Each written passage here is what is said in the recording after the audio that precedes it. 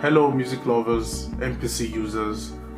I'm about to start working on this track and I just made a rough cut, and I thought, okay, let me make a quick video to show why I would go with pad parameters 90% or 99% of the times that I'm slicing. So what is the difference? Now I have my samples slices and I want to convert it. Let's use non-destructive, okay? Just for the purpose of the tutorial, I'll say do it. Then I'll go to my main and I'll say now I have, okay, let's say for some purposes I want to copy pad 1 to pad 9. Let's do that again. From pad 1 to pad 9, do it. Let's go to sample edit.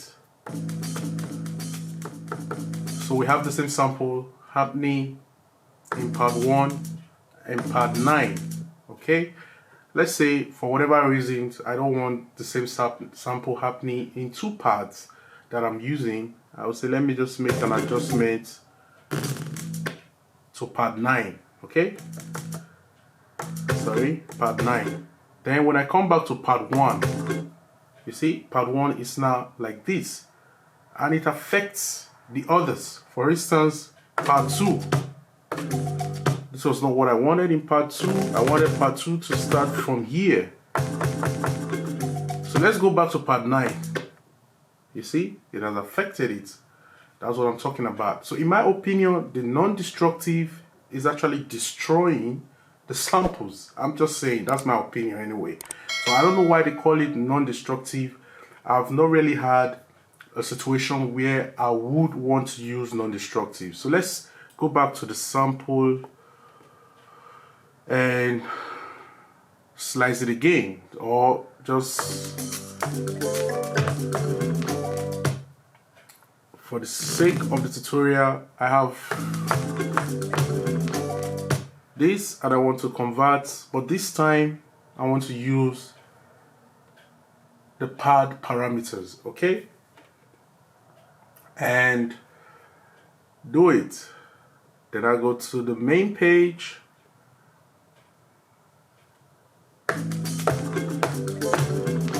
So let's do the same thing. Copy pad 9, the pad 1 to pad 9, sample edit, pad 1, pad 9.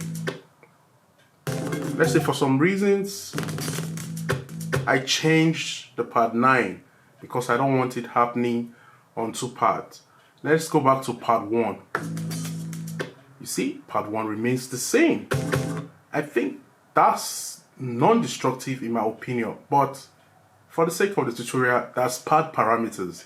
So that is why I would rather go with pad parameters than go with the non-destructive. Okay, so that's just a quick one to explain the differences and why I would always in my workflow use the pad parameters. Thank you very much for watching, and I hope that was informative and you learned something from it. If it is so, don't hesitate to give me a thumbs up and share the video for whoever might learn something from it. So I'll see you on the next one. Peace.